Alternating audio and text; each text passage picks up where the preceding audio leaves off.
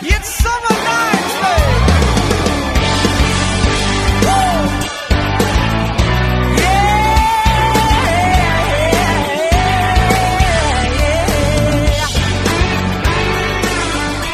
And welcome back. You're listening to Home Wizards. I'm Cindy Dole. Hey, I'm Eric Stromer. And we love to help you enjoy the spaces you call home. We call it improving your home and improving your life. Are you a guy that likes antiques? I do. I love them. I think you do. I really love do. them, too. I actually had an armoire sent from my wife's family about 4 or 5 years ago, and it came, and I was so excited because it was this beautiful old piece, right? Mm-hmm. Well, we got it to the front door, and it wouldn't fit in the doorway. I've had that happen. So guess what we did? You had to bust down the doorway. No, we cut the legs off. Oh, well, that's smart. Instantly ruining the value and the integrity of the original piece, because now it's like, yeah, they made those in the late 1800s, but I recall they had legs, and then obviously the value of the thing plummets and it no longer is mint condition. However, you can enjoy it, though. I can It's in enjoy your it. It house. still looks great, yeah. Well, there's a lot of great antiques around. I have a lot. Well, I collect antique radios, as you know, and I have a lot of antique furniture that my family passed down to me. But there's so many other neat little collectibles. The trick is knowing what is in favor right now, right? So right now, what's in vogue? It is very fashionable. It's sort of like, it is like fashion. It is like fashion, right? and there's certain kind of collectibles that kind of go in and out of style. Right. But isn't it interesting? Like, you like Mad Men? You watch it from time to time. Sure, not always. Yeah. Have you watched it lately? I've seen I saw the first episode. Yeah. But you notice that they have kind of vintagey office supplies. Absolutely. Like those old typewriters. Yeah. So that is very much in vogue right now. So that kind of 1920s through the 60s, typewriters, those very kind of diminutive, kind of plastic-like, things, the cursor, the text, and that, especially with our iPhones and our computer even line. the Rolodex. Remember the old Yes. Rolodex, right? So all of those kind of, very vintagey office collectible stuff is something to put on your list to get when you go, antiquing. That's great. It's that mid-century sort of, the Danish modern is huge right now. That's definitely in vogue and in fashion. So all that stuff that's sort of geometric shapes or super curvy, it's very much mid-70s stuff, kind of when I was, just an infant. You know what else is really hot to collect right now, little baby Eric? Yeah. Is shaving mugs from the 20s. Like those barbershop finds. This would look really cool if you had a very manly bathroom. Think of having some of those, the cake soaps in porcelain mugs, working up a lather in there. And, some of those little promotional pieces that you could imagine at a barbershop back in the early 1900s. Some of them can be more expensive, like $100, but some of the others, like the plastic combs, you can find like at flea markets for like $10, and that kind of creates a cute little vintagey area in your bathroom. Yeah, it is cute. We actually have one of those little vignettes in our house where it's like it's Amy's grandmother's old hairbrush, a handheld mirror, and some other, I can't remember what the other item is, some other item that goes with that sort of bathroom. I'm looking at my makeup. How do I look, doll? You look great, see? Yeah, that kind of a thing. So whether it's for women or men, get that as a nice collectible, the barbershop old, bathroom stuff. Right. You know what else is really popular to collect is Nancy Drew books. Oh, that's amazing. I didn't know that. I know. And she's back with a vengeance. So when you're out, antiquing or at garage sales, think about if they have those Nancy Drew books. There's 56 original novels. They are very popular right now, and that's something that you could put, in your living room as a decorative thing. You know what else is really popular lately What's is the advertising hangers, right?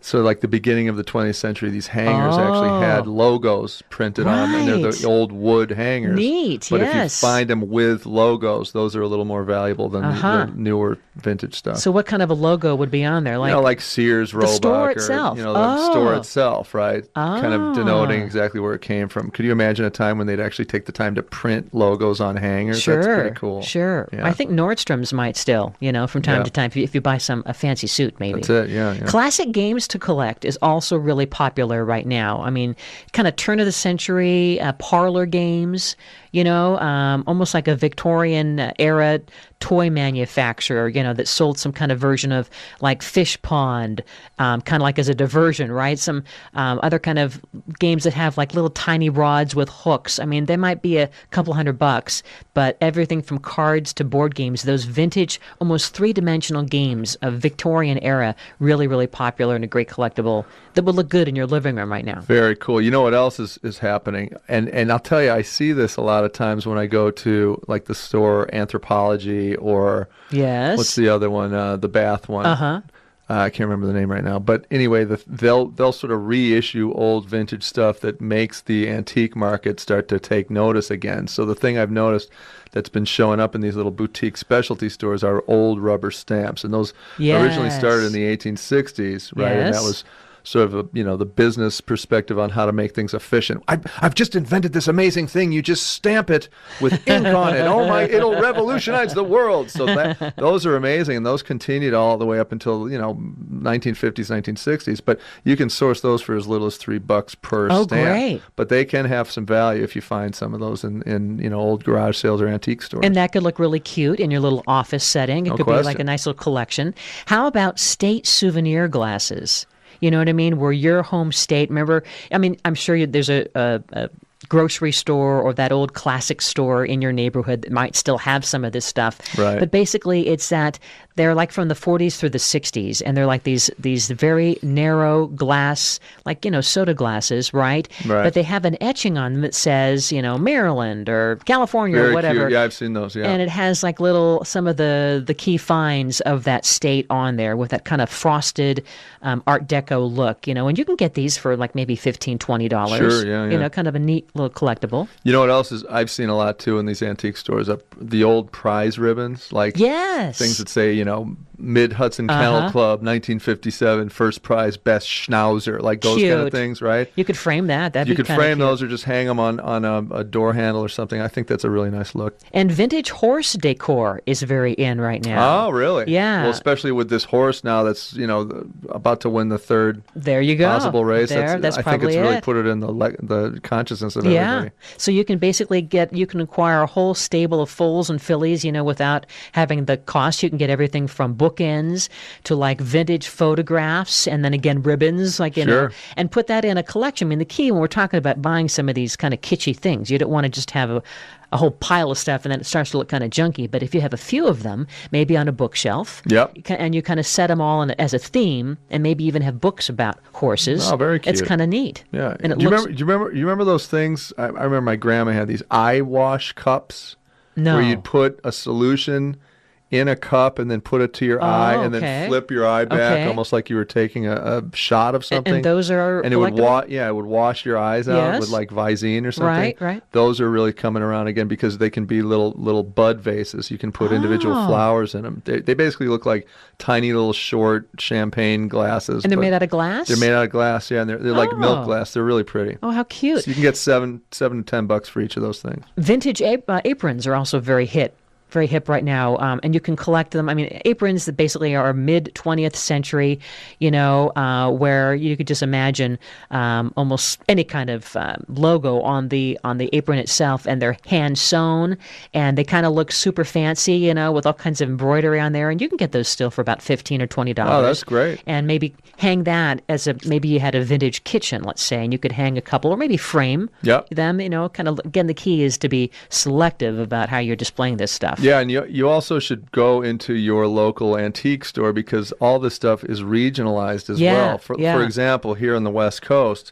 the Victorian stuff is completely out. It's not in vogue, but on the East Coast it's still really popular. So it's definitely by region the things that are popular and maybe have some value, secret value that you might not consider. And there's also a lot of antiques trade shows that might come in and out of your town that have, or swap meet that might be more broad-based in terms of themes that represent the entire country, too. Yeah, and then at the end of the day, you really do want to just pick things that you're attracted to, because you can't predict trends sometimes. So if you love something something and you're a huge fan of ceramic schnauzers or dachshunds, if you love it, find them and keep them and collect them. Another thing that's really, really cool right now is retro cookbooks and booklets. This is something that developed back in the 1880s when American manufacturers looked for ways to get publicity. Advertising really hadn't been invented, and so the companies would offer recipes featuring their product in these free booklets. And so they were like little mini magazines, and they were, put out there at the grocery store. And then later the booklets came free. Now we consider it the manual, but this was a little more fancy because it had, a lot of artwork and it had, food prepared and stuff. Well, anyway, you can imagine maybe your grandmother had some of these around, and these are really popular.